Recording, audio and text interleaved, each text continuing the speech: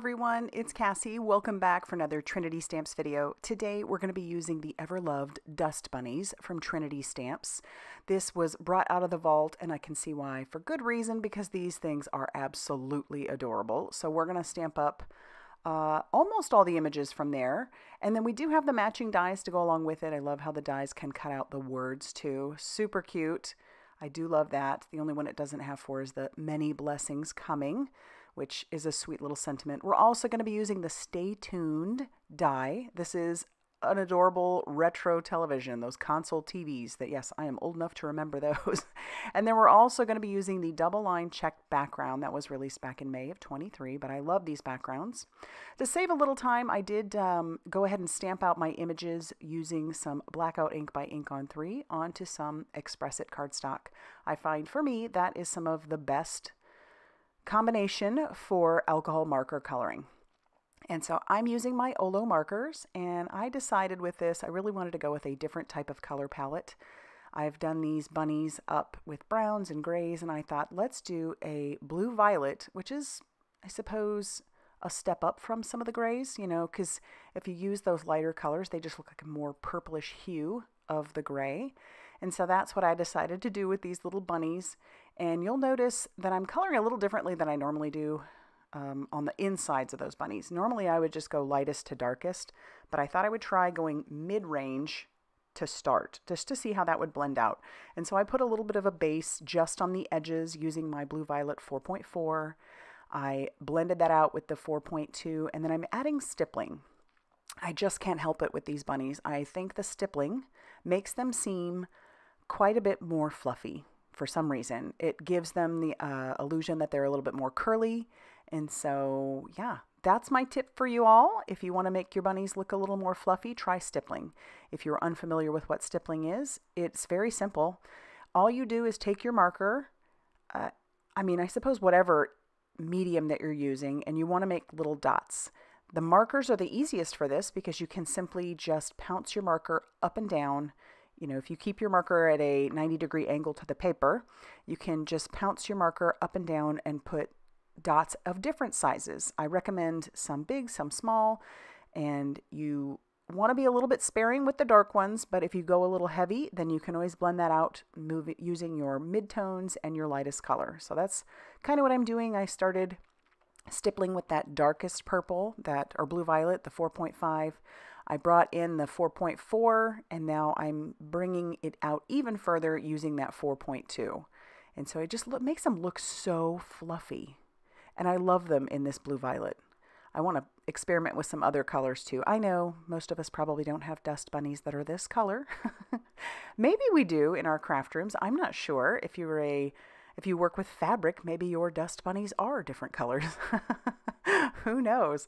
I'll have to ask my mom. She's a quilter. So, but you know what? She's actually quite the cleaner. So I highly doubt that there's a single dust bunny in her house.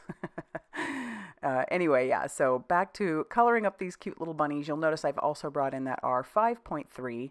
I really wanted to stick to a very simple color palette of these blue violets, and I do bring in some gold and yellow because those are complementary colors on the color wheel, and so those go really well together when you're wanting to pair up colors. If you want something to be fairly bold, bring in complementary colors. And so I'm very sparing with the 5.3 red color. I just use it on their cheeks and nose, and then I do color the sentiments with it as well.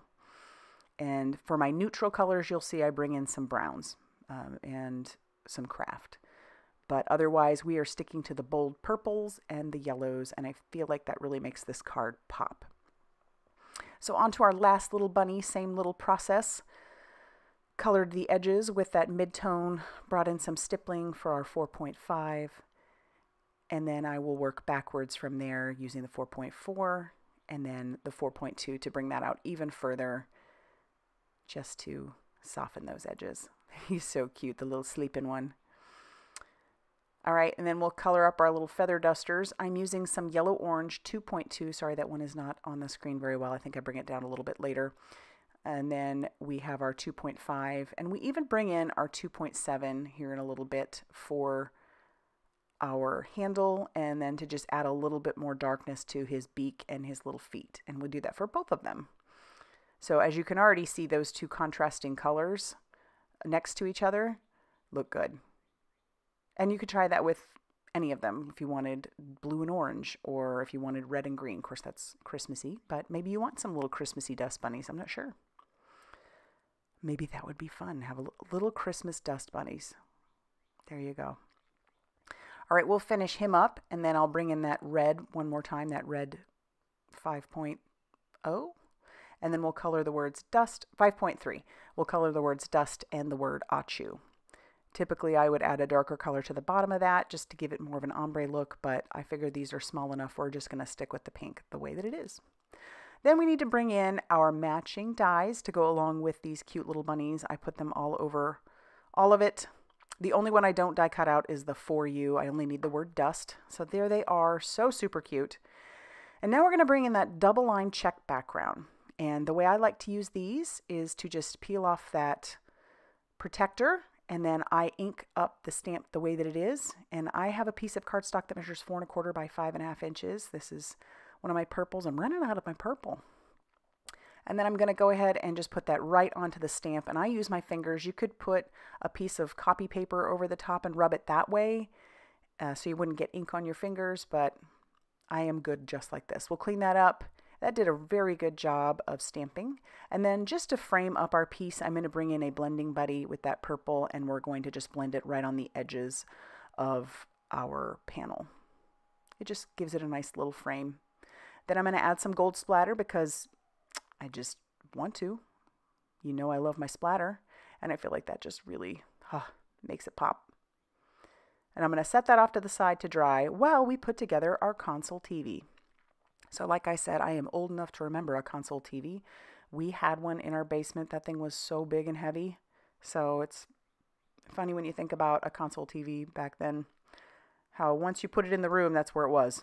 you weren't moving it around. It was way too heavy for that.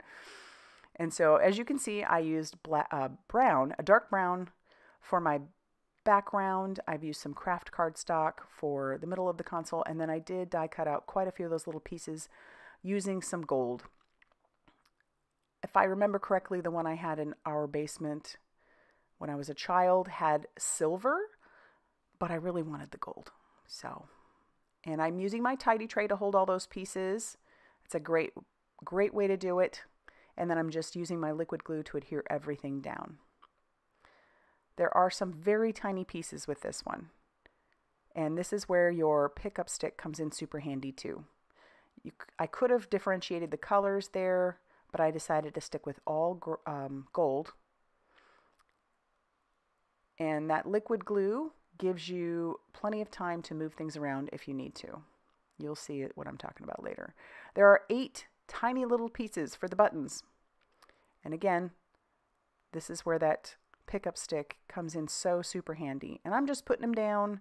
I will worry about straightening them later. Like I said, that liquid glue makes it really great for being able to put those down and then move them where you need to. And so I just flip it over and use the pick part of it to straighten everything out. And don't worry about the glue. It will dry matte and clear. On the gold, that can be a little bit of a problem if you go too excessive with your glue, but you're not going to see this too much once this card is done. So then we've got all those on there. We'll straighten that out. And then I am going to go ahead and start adding that television to our card panel. Everything's nice and dry now. So I've put the base for the television. Now we're going to put the TV, and this is where I start moving those little buttons around. That glue works well once the time comes, once it's actually dry. So one of those buttons is clear up, as you can see. So I'm going to have to move it down, but it'll dry eventually.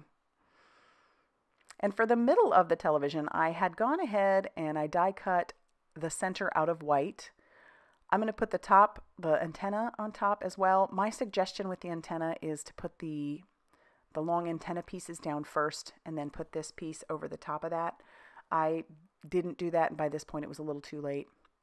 You don't even have to use the antenna if you don't want to. I don't remember the one we had upstairs having an antenna. Or no, the one downstairs. I don't think it had an antenna.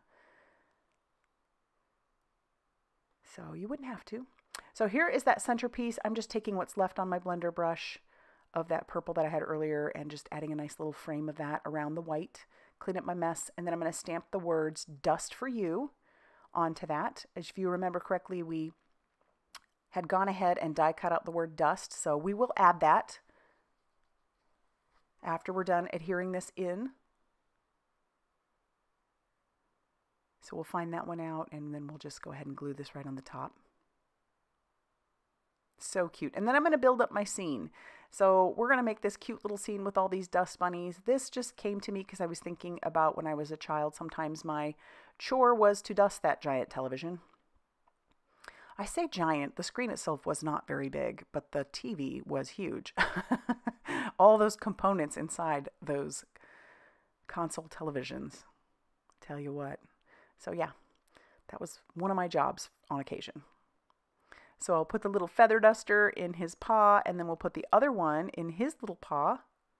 And then I'm going to add just one more dust bunny to the front so that we have 3 of them on there. I feel like that really rounds out this little scene. And then we can attach this down to our base. Our base measured 5.5 inches by 8.5 inches, and it was scored at 4 1/4, so it is a top folding A2 size card. And then I do want to add our last little bunny to the inside. So we'll just use a little more liquid glue on him and add him to the inside. He's so cute. And the word "achoo." It's just a fun way to tie the inside to the outside. So cute. And then as a last bit of embellishment, I am bringing in some gold star embellishments. I absolutely love these things. And they just go perfectly with this. They're a little bit iridescent, as you can see. So I'm going to use that liquid glue and my pickup stick to put those down. I put a bunch more around, and then that's going to finish off our card. I just love how this turned out. I hope you do too. I hope that makes you want to experiment with your colors a little bit. If you like this video, be sure to hit that like button. Definitely consider subscribing if you haven't already done so. And be sure to check out all that Trinity Stamps has going on over on their blog, Facebook page, and Instagram for more crafty inspiration. Thanks for stopping by, and we'll see you soon.